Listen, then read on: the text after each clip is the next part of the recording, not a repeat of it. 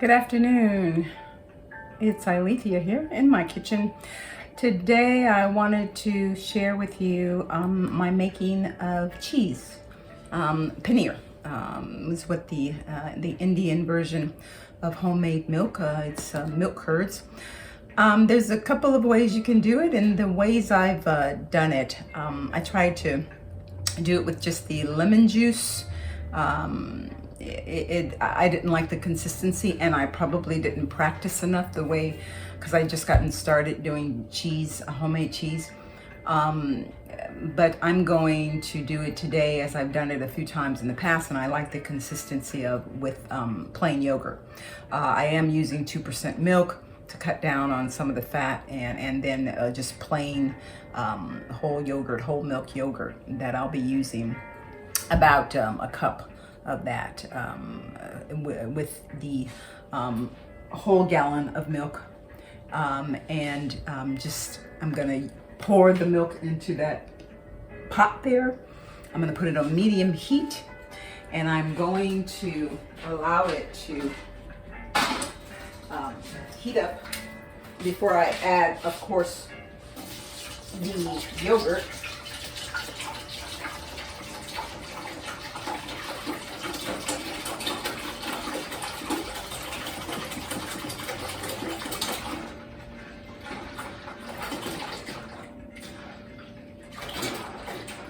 I'm going to have to stir this, and I won't bore you with those details.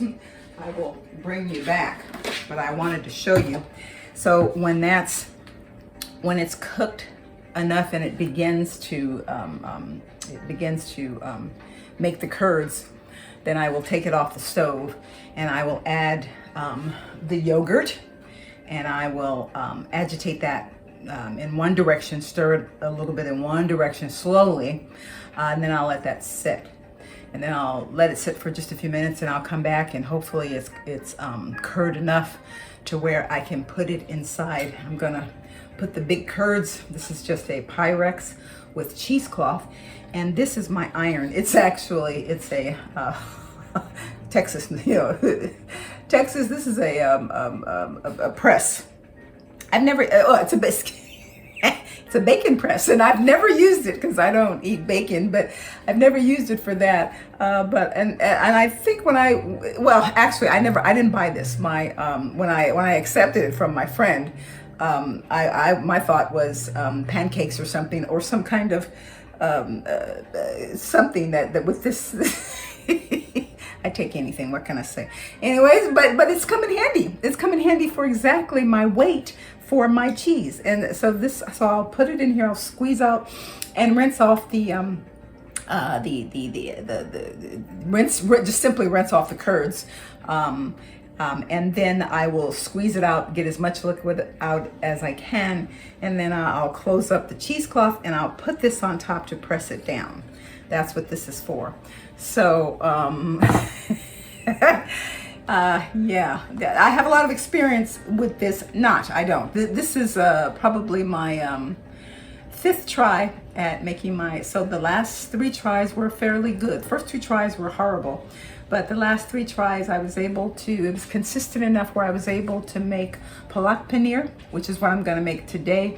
But I also like the paneer in masala dishes, which, by the way, I am going to have to slash those recipes in half in terms of the oil, because they do tend to be a little bit greasy for me in terms of calories, the caloric content, and the health aspects of it.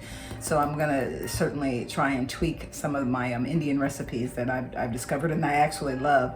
And try and avoid some of that the fat that's in there based on the oil. But my curried or creamed spinach with the paneer is really good. It's a dish I've always loved, and a dish I've always wanted to learn how to cook. So, but with my cheese, you have to constantly stir it. Excuse me, let me turn my back to you. That's very rude, but I want to start stirring this to make sure, because you don't want it to stick, and it's not warm enough, and I knew that but I just want to let you know that once it does heat up completely, you want to constantly be stirring it because you don't want that to stick. That's the worst thing that could happen is for you to burn and have that mixed in with your cheese. So I will be back once we've gotten my cheese to the point where I can actually put it in this container and then begin to press it and squeeze it out. So I'll be back then with you, okay? In the meantime, take care. Thank you.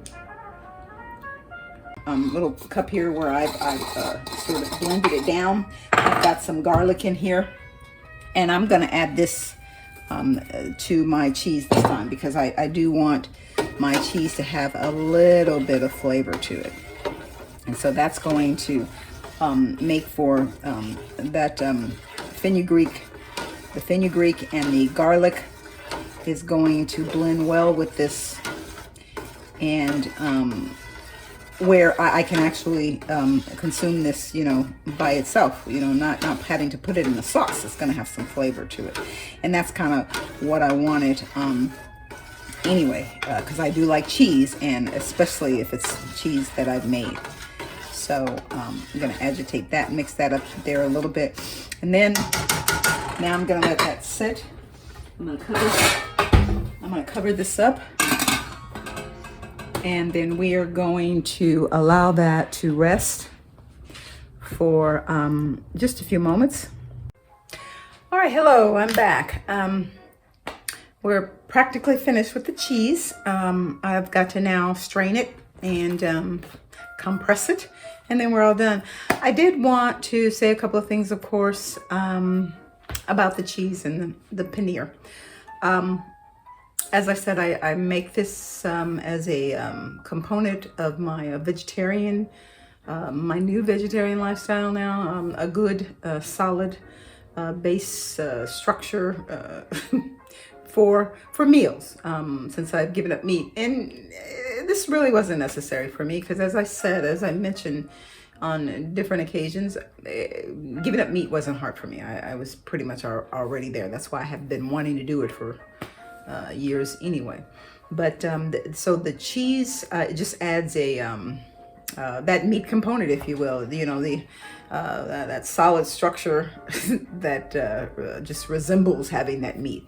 And I am a cheese lover, and I do plan to minimize dairy as well. But in the meantime, and especially with just having started out as a vegetarian, until I find a multitude of other recipes and things, I will continue to eat cheese. And for me, the best way to do it is to at least make it myself and stick to all white cheeses. If I'm going to go out and eat, or if I'm going to purchase it at the store, it's going to be the white, not the yellow, or that other stuff.